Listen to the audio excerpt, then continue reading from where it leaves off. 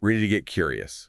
We're diving deep into Alice's adventures in Wonderland today. Oh, fantastic. Not just a children's story, though, is it? We're going right to the source, Lewis Carroll's words, Wait. to figure out why it still speaks to us, even as adults after all these years. Well, what's so fascinating, is how Carol takes something as universal as a child's curiosity Mm-hmm. and turns it into this exploration of identity, societal expectations, Yeah, the very nature of reality itself. it's true. I mean, you begin with Alice totally bored, wondering what's the point of a book without pictures. Right. Like, I think we've all been there, like scrolling on our phones instead of doing something, quote, productive.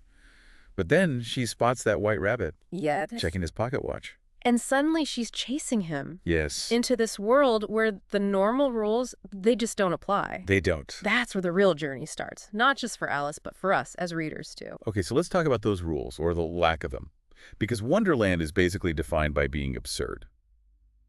How does Carol use that to make us think, instead of just being confused? He takes these familiar ideas, like time, language, even logic, Yeah. and twists them in a way that shows how, honestly, they're kind of random. Oh.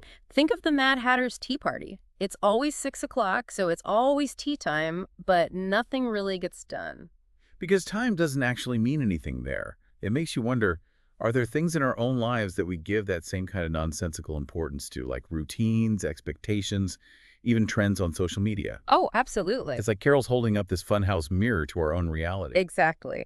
Speaking of distorted reflections, let's talk about how Alice's own physical transformations play into this whole identity thing. Yes, let's She shrinks, she grows. constantly. She's always trying to navigate a world that just doesn't fit her anymore. It's like that super awkward phase we all go through growing up, but like times 1,000.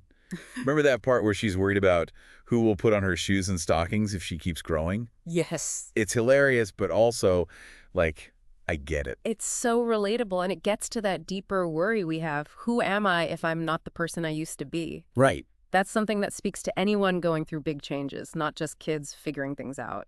And Carol actually highlights this fear of growing up when Alice says, oh, you foolish Alice, how can you learn lessons in here? Why, there's hardly room for you and no room at all for any lesson books. Exactly. There's this feeling of loss that comes with knowledge, with experience, like maybe being innocent is its own kind of wisdom. Interesting. But you can't stay a child forever, and that's something Alice, and maybe all of us deep down, have to face. So if Alice's journey is about dealing with this constant change, both inside and out, what do the other characters in Wonderland represent? Oh, they're not just there for fun. They each show a different side of this world Alice has found. Take the White Rabbit, for example. He's always running late, always in a hurry, always checking that pocket watch. It's funny you mention pocket watches because it seems like he represents that thing we've all felt sometimes. Like we never have enough time, like we're always trying to meet deadlines, even ones we made up ourselves. Who hasn't felt like that White Rabbit, scrambling to keep up with life? Exactly. He represents those pressures from society that weigh us down, that feeling that we're not doing enough or being enough, and it never goes away. Then there's the Cheshire Cat. He represents a whole other kind of worry. Oh, totally. That mischievous grin, just appearing and disappearing whenever he wants. Yeah. It's a little creepy, but also kind of freeing, like he knows some joke that we don't get. What's so interesting about the Cheshire Cat is he represents how you can't really pin down truth or logic in Wonderland. He's the one who tells Alice, we're all mad here. Makes you wonder, what does mad even mean when nothing makes sense? And maybe that's Carol's point, that sanity depends on who's deciding. It's all relative. The things we think are so obvious, like where's the line between sense and nonsense, maybe it's not so clear after all. Exactly. And speaking of blurring those lines, we can't forget the Mad Hatter and March Hare, that never-ending tea party. It's like the perfect example of Carol using humor to critique the rules of society. Okay, their tea party is wild, one of the most memorable parts of the book. But how is it a critique? What's he saying there? Think about it. They're stuck, Always tea time. The conversation makes zero sense. They're fixated on time, but totally wasting it. It's like Carol is pointing out how ridiculous social rituals can be, all those expectations, especially the ones that seem important but actually mean nothing. It's like those fancy dinners where everyone feels like they have to go, everyone's following the rules, but nobody's really connecting. Or even like some online groups, they get so into their own little thing that they're totally out of touch with actual reality.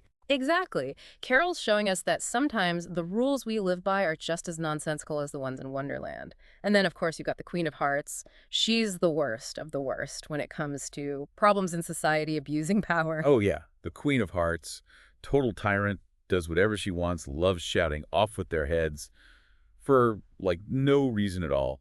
Not exactly a great leader. But that's what makes her character so great.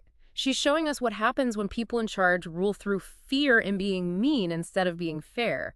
Her court, it's like a joke about the justice system, trials that make no sense, punishments that are totally random. It's like Carol wants us to laugh at how absurd it all is, but he's also making a serious point about what happens when people in power have no limits. It's really something how Carol can use these over-the-top characters and stories to point out real problems in the world. It's satire done right, makes you laugh and think at the same time. And for me, one of the saddest but also most clever examples of this is the Mock Turtle story about his education. Oh, the poor mock turtle. Always about to cry, talking about when he was a real turtle. But you're right, his story about going to school in the sea, it says a lot. It does more than that. It's like Carol is making fun of the whole Victorian school system. He lists these ridiculous subjects the Mock Turtle had to take: reeling, writhing, uglification, even fainting in coils. Sounds like they cared more about memorizing things and doing what you told than actually learning.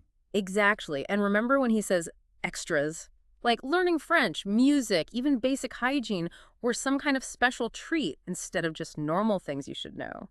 He's subtly but powerfully showing how the education system back then had all these problems with class and inequality. It really is amazing how Carol puts these deeper meanings into a story that seems like it's for kids.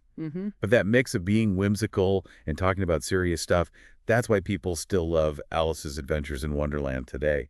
It's not just the characters or, the situations, is it? Carol's actually playing with language, and that's a huge part of what makes this book so special. Totally. It's like he took the rules of grammar and just tossed them out. Puns, riddles, logic that makes no sense. Anything goes in Wonderland. Right. And that's part of the fun. He gets us thinking about language itself. Like, what even is meaning when you can twist words around like that?